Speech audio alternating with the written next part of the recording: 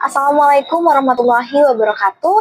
Yang terhormat Bapak Dr. Ari Eksandi, SEMAK. Perkenalkan, saya Reisha Mita Kaila Mensarani dengan NIM 2023 011053. Di video kali ini saya akan menjelaskan tugas dari mata kuliah seminar akuntansi manajemen.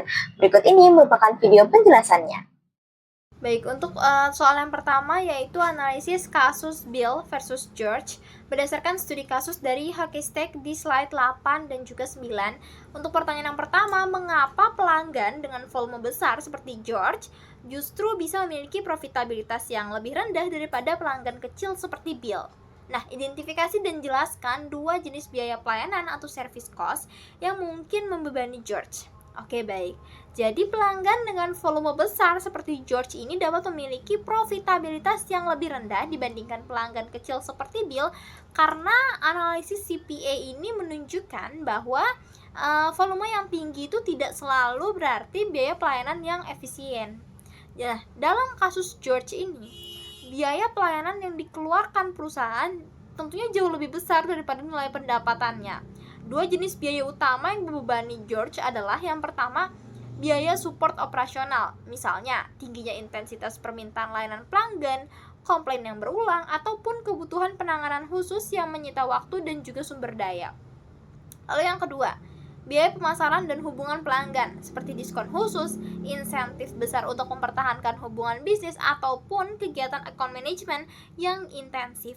Nah, biaya-biaya ini akan membuat margin laba bersih George menjadi rendah, bahkan meskipun nilai penjualannya itu jauh lebih tinggi daripada Bill, yang justru relatif stabil, loyal, dan tidak memerlukan biaya pelayanan yang besar.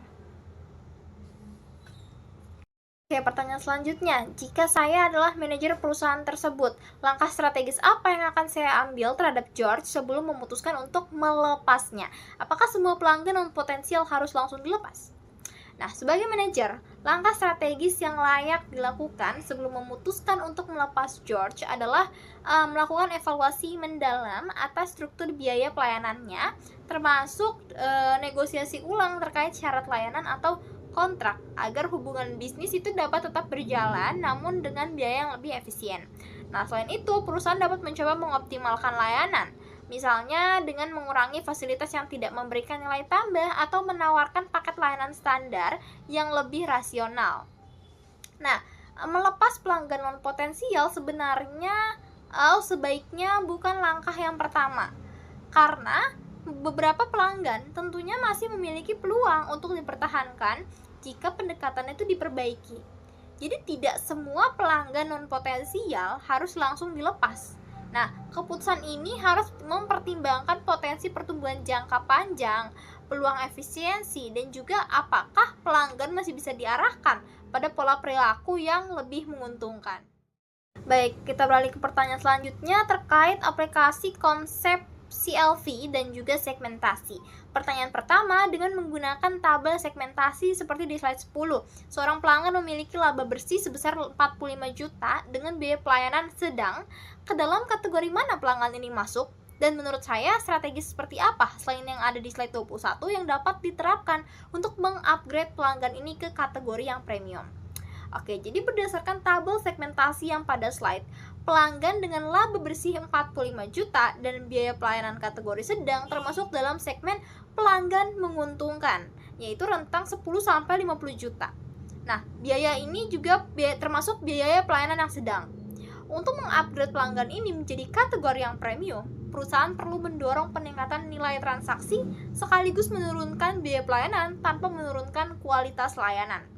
Jadi beberapa strategi yang dapat diterapkan antara lain yang pertama, memberikan layanan berbasis personalisasi agar pelanggan merasa memiliki hubungan yang lebih eksklusif, dengan menawarkan juga skema kontrak jangka panjang dengan benefit harga atau layanan tambahan untuk meningkatkan retensi.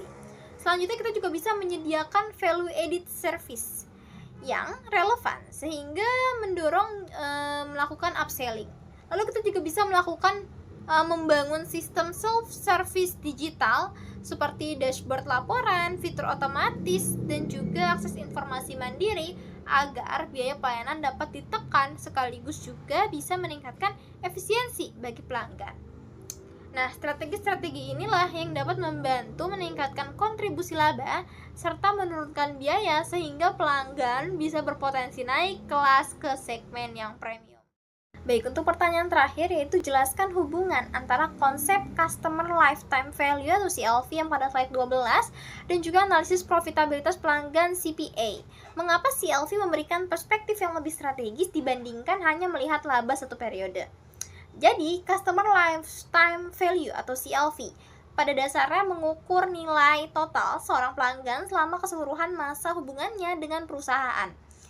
Hal ini dengan mempertimbangkan pendapatan, biaya akuisisi, biaya pelayanan, serta biaya retensi yang muncul dari waktu ke waktu. Nah, sementara itu, Customer Profitability Analysis atau CPA hanya menghitung laba bersih pelanggan dalam satu periode tertentu. Nah, hubungan keduanya ini terletak pada cara CPA menyediakan data laba per periode yang menjadi komponen perhitungan dari CLV. Nah, tapi CLV ini dapat memberikan perspektif yang lebih strategis karena menilai profitabilitas secara jangka panjang, bukan hanya berdasarkan performa satu tahun. Nah, dengan CLV, perusahaan dapat menilai apakah pelanggan yang saat ini tampak kurang menguntungkan sebenarnya memiliki potensi besar dalam jangka panjang, serta dapat menentukan juga alokasi investasi pemasaran dan juga retensi secara lebih tepat sasaran. Nah, karena itu, CLV dapat memberikan gambaran masa depan hubungan bisnis, sedangkan CPA hanya menunjukkan kinerja profitabilitas sesaat. Kiranya sekian yang dapat saya sampaikan. Terima kasih banyak atas perhatiannya. Kurang lebihnya saya mohon maaf. Wassalamualaikum warahmatullahi wabarakatuh.